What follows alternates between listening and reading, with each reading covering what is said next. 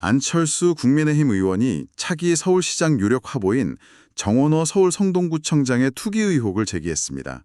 정 구청장이 소유한 전남 여수농지 인근에 성동구 휴양시설을 조성했고 해당 토지가 통일교 개발지에 포함됐다는 것인데요. 정 구청장은 명백한 정치적 흠집내기라며 즉각 반박했습니다. 네, 오늘 깊게 파헤쳐볼 아주 뜨거운 이슈죠. 맞습니다. 오늘도 이 복잡한 정치권의 공방을 여러분과 함께 아주 흥미롭게 풀어볼 건데요. 자, 그럼 배경부터 좀 볼까요? 이 논란이 갑자기 하늘에서 뚝 떨어진 게 아니거든요. 도화선이 따로 있었잖아요. 이재명 대통령의 발언이었죠. 맞습니다. 여기서 흥미로운 점은 이재명 대통령이 투기용 농지를 강제 매각하라는 지시를 내리면서 보수 진영에서 아주 높이 평가하는 이승만 전 대통령의 농지개혁을 소환했다는 겁니다. 아, 그 헌법상 원칙을 꺼내든 거군요. 네, 헌법에 있는 경자 유전, 그러니까 농사 짓는 사람만 농지를 소유해야 한다는 원칙을 강하게 언급했는데 이게 바로 정치권을 뒤흔든 불씨가 되었습니다. 그 불씨가 바로 정원호 구청장 쪽으로 튄 거네요. 국민의힘 김재섭 의원이 아주 약간 유쾌하다고 해야 할까요? 뼈 있는 비유를 썼어요. 네, 영세 농사 신동이란 표현이었죠. 갓난아기가 밭에 나가서 호미질을 했을 리는 없으니까요. 상식적으로 말이 안 되죠. 그래서 전형적인 투기 목적이 아니냐, 조사 1호 대상이다, 이렇게 강하게 지목을 한 겁니다. 표면적으로만 보면 충분히 의심할 만한 상황이긴 해요. 그런데 여기에 대한 반론도 꽤 구체적이던데요. 네, 전 구청장 측의 입장을 차분하게 들여다보면 또 다른 맥락이 있습니다.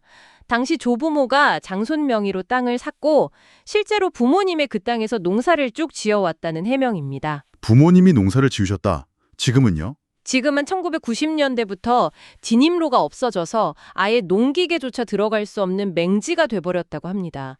그래서 어쩔 수 없이 농사를 짓지 못하게 된 상황이라는 거죠. 그렇군요. 근데 갓난아기 명의로 농지를 사는 게 당시 법적으로는 전혀 문제가 없었나요? 여기서 저희가 확인한 명확한 팩트가 하나 있습니다. 농림축산식품부에서 이 건을 검토했는데 해당 사항 없음, 즉 위법이 아니라고 결론을 내렸거든요. 아, 농식품부 공식 결론이 그렇게 나왔군요.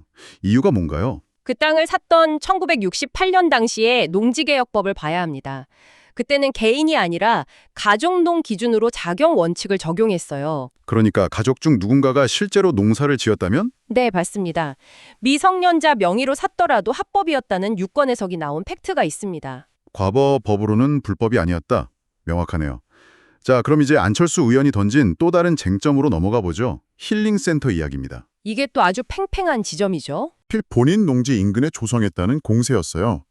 게다가 그 부지가 통일교 개발지 한복판이라는 주장까지 나왔고요. 안 의원 측에 아주 매서운 타격이었습니다. 하지만 정구청장 측도 절대 물러서지 않고 즉각 재반박을 내놨습니다. 뭐라고 반박했죠? 이 부지 선정이 구청장 개인의 독단적인 이익을 위한 게 아니었다는 겁니다.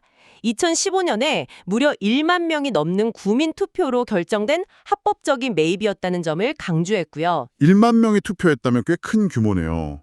통일교 관련 의혹은요? 통일교 땅을 산 게 아니라 전남 여수교육지원청이 소유하고 있던 폐교, 그러니까 명백한 국공유재산을 사들인 거라고 해명했습니다. 그렇군요. 그럼 그 인근이라는 거리는 실제로 얼마나 되나요?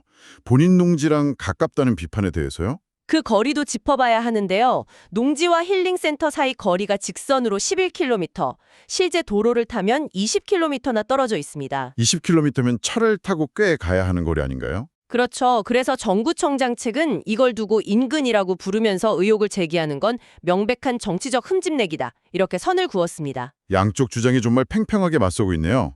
네, 이것을 더 큰 그림과 연결해 보면요. 이 모든 치열한 공방의 기저에는 결국 부동산과 토지 소유라는 대한민국에서 가장 민감한 뇌관이 자리 잡고 있습니다. 맞아요. 우리 국민의 삶이나 자산과 너무 직결되는 문제니까요. 그렇다 보니 과거의 합법적인 이력 하나, 부지 선정 과정 하나에도 지금의 아주 엄격한 정치적 잣대가 투영되는 현상을 우리가 목격하고 있는 거죠. 그래서 이게 다 무슨 의미일까요? 유권자인 우리는 이런 정치권의 탁구 게임 같은 공방을 지켜보면서 어떤 생각을 해야 할지 질문을 던지게 됩니다. 우리 삶에 어떤 영향을 미치는지 고민해 볼 필요가 있죠. 바로 그겁니다. 만약 모든 정책과 과거의 합법적인 토지 소유 이력까지 현재의 엄격한 정치적 잣대로만 공격과 방어의 수단이 된다면 우리는 과연 순수한 의미의 부동산 개혁을 논의할 수 있을까요? 아주 묵직한 질문이네요. 지금 이 이야기를 듣고 계신 당신은 이 쉴 새 없이 쏟아지는 소음 속에서 어떤 진실을 보셨나요? 저희가 오늘 준비한 깊은 이야기는 여기까지입니다. 당신의 생각은 어떠신지 궁금하네요.